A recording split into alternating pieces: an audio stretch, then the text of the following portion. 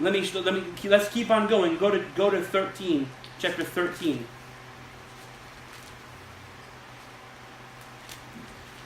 Now, if you knew all that this guy, that Sanballat, Tobiah, and Geshem did, would you want anything to do with these guys? I want it. Look at chapter 13, verse 28. And one of the sons of Joiada,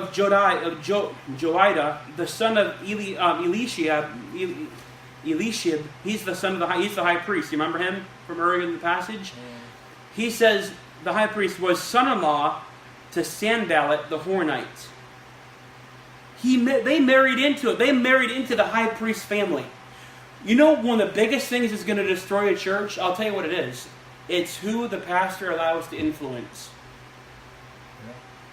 Who the pastor allows to have influence in his life directs the direction of the church.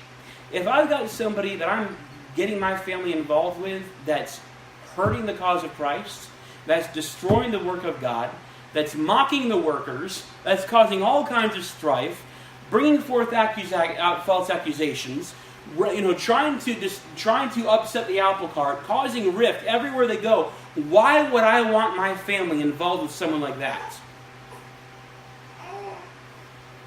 Why would I want that to happen? But the high priest here, the preacher, his own family messed up. His own family took him on. It says here, he was son-in-law to Sanballat the Hornite. That means that Eliashib's, the high priest's daughter, no. Yeah, you get to figure that out. I can't figure it out right now. But he was son-in-law, so he married Sanballat's daughter. There you go.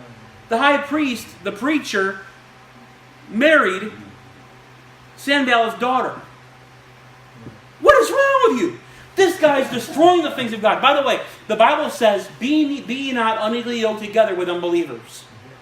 You can't marry an unsaved person. You can't marry a heathen person and expect God's blessing to be in a church. But this is what's happening in churches. We're bringing in the things of the world. Not just people. We're bringing in the ideas of the world and we're trying to marry them up. And we're putting the things of God that are holy and we're putting those aside. And we're making room for the world. For the enemy of the cause of Christ. For the enemies of things of God. We're putting them in a storeroom and we're boasting them and we're putting them to be magnified. And we're putting more preference to the world and the enemy of Christ than we are the cause of Christ. And he says, no. Look what it says in verse number 28. Therefore I chased him from me. Who did he chase from him? The high priest. They kicked the high priest out. He chased him out and said, get up out of here. You're dismissed. Go away. Goodbye. Do not pass go. You're the weakest link. Goodbye. Go away. So they married into the high priest family. That's wrong stuff. That's just wrong stuff. We ought not be tied up with the world. The minute I get tied up with the world and I marry that's not that I'm dating the world, that I've married, that I've committed myself to the world, then I should have been gone. I need to go. I need to go. That's going to destroy the work of God. But look what it says in chapter 13, verses 4 through 8. And I want to finish this part here. We read this as our text, and before this, Eliashib the priest, having the oversight of the chamber of the house of our God, was allied unto Tobiah.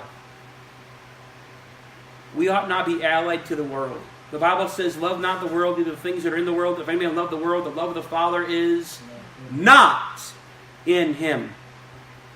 It doesn't say it used to be. It says it's not in him. It doesn't say the man is living in sin. It says the love of the Father is not in him. If any man love this world, he is not saved. The love of the Father does not dwell in him. He's not saved. Right. The Bible says we're not supposed to yoke up with the world. The Bible says, you idolaters and idolatresses, know ye not that the friendship of the world is enmity with God. Yep.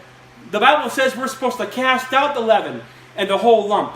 We're not supposed to have pet sins because someone kind of agrees with us on a certain thing.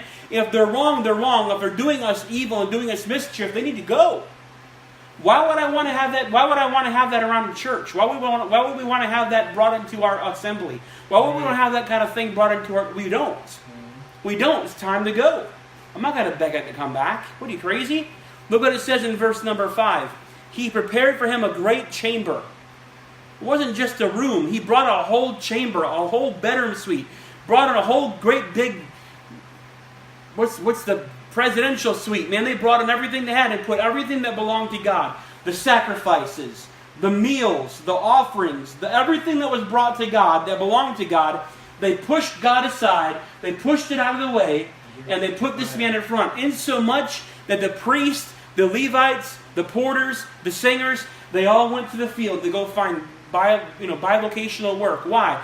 Because they couldn't live. There was nothing for them to live on because they made room for the world and it destroyed the things of God. They messed up the temple. They messed up the temple. You understand what they did there? They messed up the temple.